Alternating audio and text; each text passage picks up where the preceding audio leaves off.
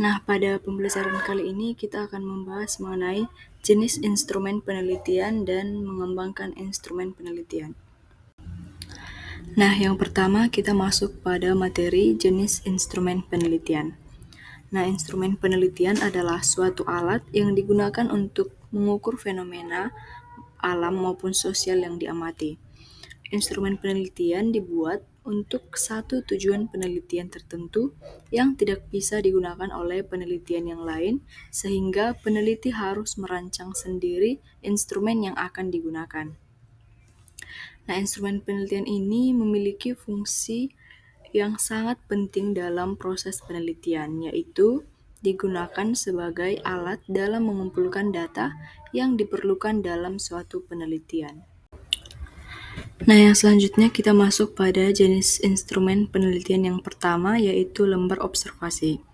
Nah, lembar observasi ini merupakan pedoman yang berisi indikator-indikator yang digunakan untuk melakukan suatu pengamatan.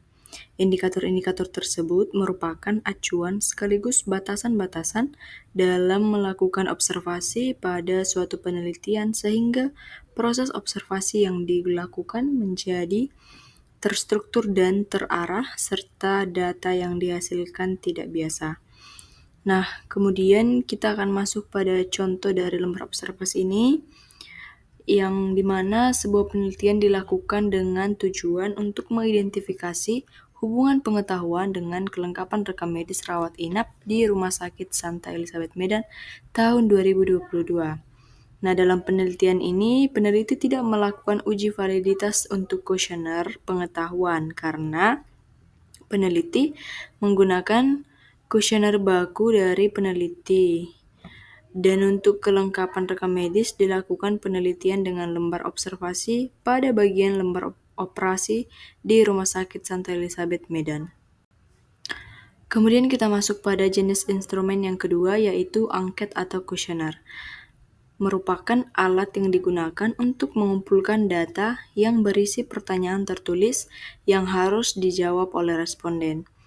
Nah, kemudian untuk contohnya yaitu seorang mahasiswi Stikes Santa Elizabeth Medan, Prodi Manajemen Informasi Kesehatan, melakukan penelitian dengan mengangkat judul Gambaran Penerimaan Rekam Medis Elektronik di Rumah Sakit Santa Elizabeth Medan. Rancangan pada penelitian ini adalah penelitian deskriptif, dan kemudian instrumen yang digunakan adalah lembar kuesioner dengan jumlah 11 pertanyaan dengan menggunakan skala Likert dengan kriteria sangat tidak setuju, yaitu 1, tidak setuju 2, agak tidak setuju 3, agak setuju 4, sangat setuju 5. Kemudian untuk jenis instrumen yang ketiga yaitu tes hasil belajar, merupakan suatu alat yang digunakan untuk mengukur tingkat pemahaman dan penguasaan peserta didik terhadap materi yang telah diajarkan dan mengetahui tingkat perkembangan peserta didik dalam proses pembelajaran. Nah, contohnya yaitu sebuah penelitian pengaruh kesehatan mental terhadap hasil belajar pendidikan agama Islam di SMP Piri Jati Agung. Nah, instrumen merupakan suatu alat untuk mengukur suatu objek. Ditinjau dari segi bentuk, soalnya dibedakan menjadi dua macam, yaitu tes hasil belajar bentuk uraian dan tes belajar bentuk objektif. Nah, dalam penelitian ini menggunakan tes objektif, di mana pengertian tes objektif adalah salah satu jenis tes hasil belajar yang terdiri dari butir-butir soal atau items yang dapat dijawab oleh tes dengan jalan memilih salah satu di antara beberapa kemungkinan jawaban yang telah dipasangkan pada masing-masing item. Jenis instrumen selanjutnya yaitu wawancara atau interview, merupakan kegiatan tanya-jawab antara dua orang untuk mendapatkan informasi atau ide mengenai topik tertentu. Wawancara digunakan oleh peneliti untuk menilai keadaan seseorang yang biasanya tidak terjawab apabila hanya melalui angket atau kuesioner. Nah, contoh dalam penelitian ini adalah sebuah penelitian dilakukan dengan tujuan untuk mengetahui penerapan RME rawat jalan di Rumah Sakit Umum Daerah X. Instrumen yang digunakan dalam penelitian ini adalah wawancara kepada informan secara langsung berupa pedoman wawancara. Nah, pedoman wawancara ini berupa daftar pertanyaan mengenai penerapan rekam medis elektronik di unit rawat jalan Rumah Sakit Umum Daerah X. Selanjutnya, observasi yang diartikan sebagai kegiatan pengamatan secara langsung menggunakan seluruh panca indera. Observasi dapat dilakukan melalui tes, kuesioner, ragam gambar, hingga rekam suara. Nah, dalam melakukan observasi terdapat pedoman atau panduan yang biasa disebut lembar observasi yang berisi daftar jenis kegiatan pengamatan. Contohnya yaitu dalam sebuah penelitian pelaksanaan assembling berkas rekam medis rawat jalan di Puskesmas X. Pada penelitian ini, pengumpulan data menggunakan panduan lembar checklist untuk observasi terhadap berkas rekam medis dengan menggunakan pendekatan cross-seksional. Teknik pengumpulan data menggunakan teknik observasi terhadap berkas rekam medis rawat jalan. Selanjutnya yaitu skala bertingkat, disebut juga rating, merupakan suatu ukuran objektif yang dibuat berskala atau bertingkat. Instrumen ini memudahkan peneliti untuk memberikan gambaran penampilan yang kemudian dapat menunjukkan frekuensi munculnya sifat-sifat tertentu. Nah, contohnya yaitu sebuah penelitian dengan judul Analisis Faktor yang Mempengaruhi Lama Studi Mahasiswa dengan Metode Smarter. Data diperoleh dari kuesioner dengan 133 responden. Untuk uji validitas dan reliabilitas dilakukan untuk mengetahui kevalidan alat uji. Nah, proses analisis faktor utama yang mempengaruhi lama studi mahasiswa diawali dengan membuat daftar kriteria dan subkriteria yang selanjutnya dibuat dalam kuesioner yang dibagikan kepada responden. Selanjutnya ada dokumentasi instrumen penelitian yang merujuk pada barang-barang tertulis. Nah, instrumen ini memungkinkan peneliti memperoleh data melalui penelitian terhadap benda-benda tertulis seperti buku, majalah, catatan harian, artefak, video, dan lain sebagainya. Contohnya, dalam sebuah penelitian dilakukan oleh seorang mahasiswa berjudul Analisis Kepuasan Pemustaka terhadap Layanan Pemustaka di UPT Perpustakaan X.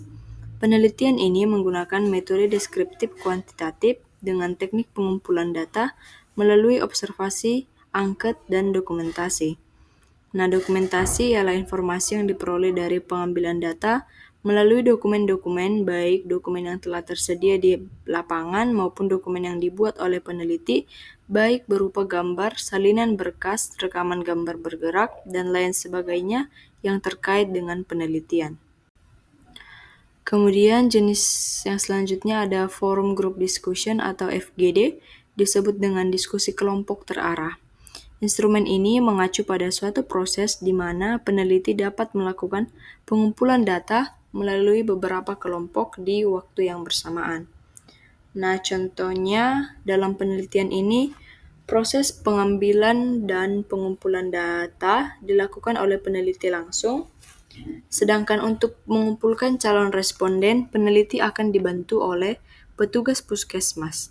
Instrumen penelitian yang digunakan dalam penelitian ini adalah lembar observasi, SOP pendidikan kesehatan, metode FGD, dan kuesioner dengan Google Form. Kemudian ada eksperimen. Instrumen pengumpulan data dengan eksperimen sering digunakan dalam penelitian sains murni dan terapan.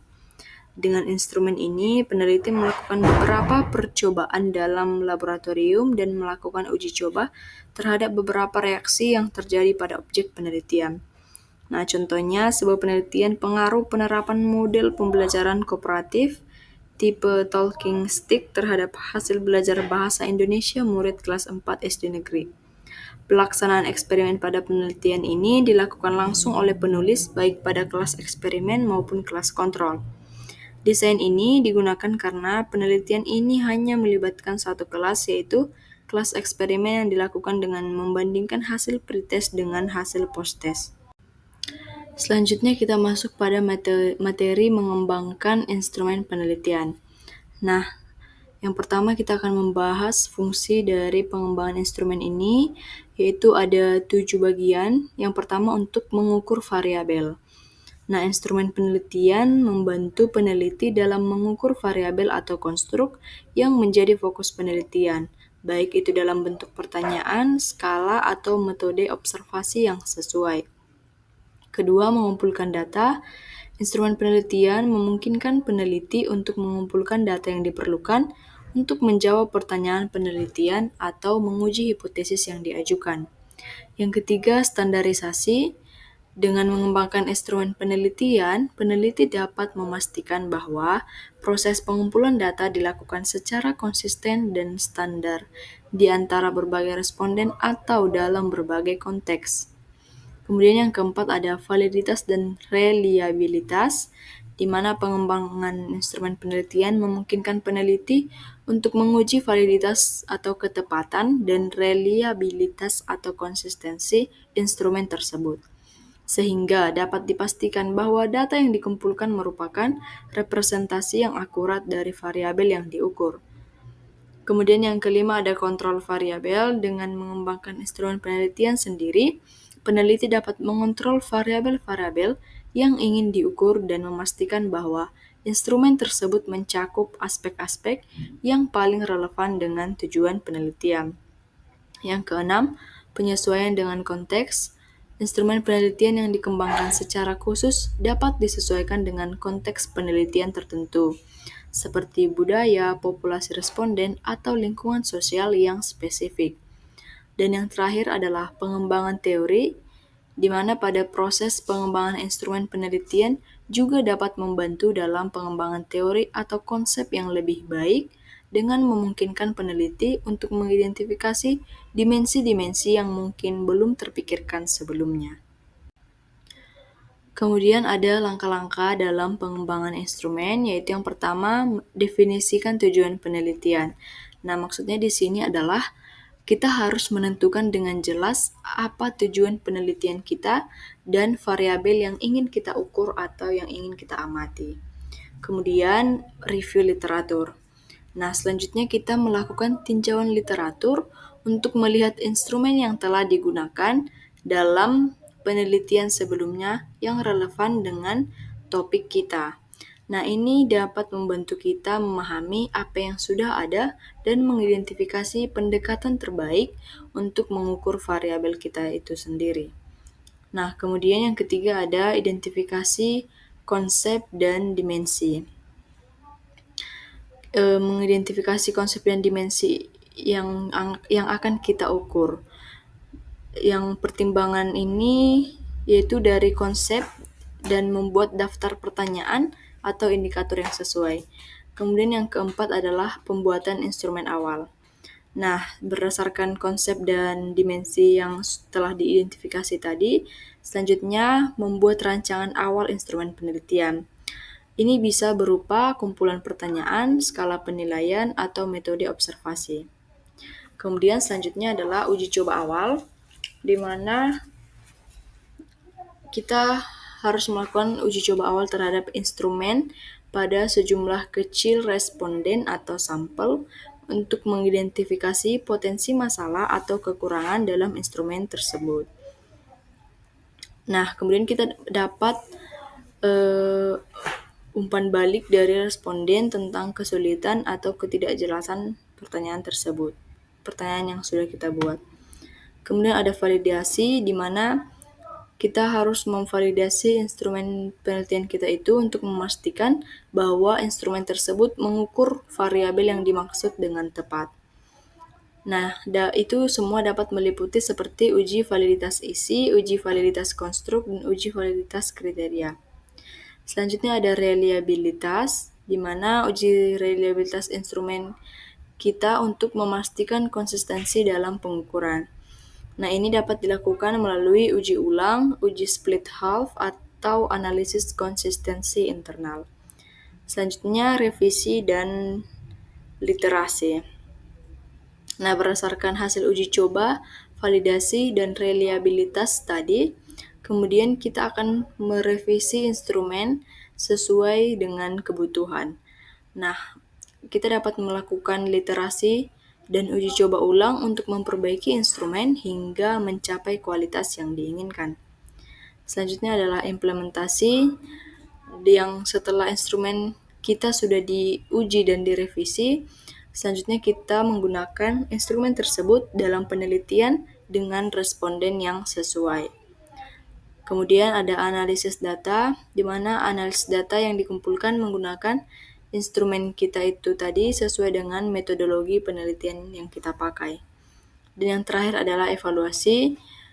Di sini kita akan mengevaluasi kembali instrumen setelah penggunaannya dalam penelitian untuk melihat apakah instrumen tersebut berhasil mengukur variabel dengan tepat dan memenuhi tujuan penelitian.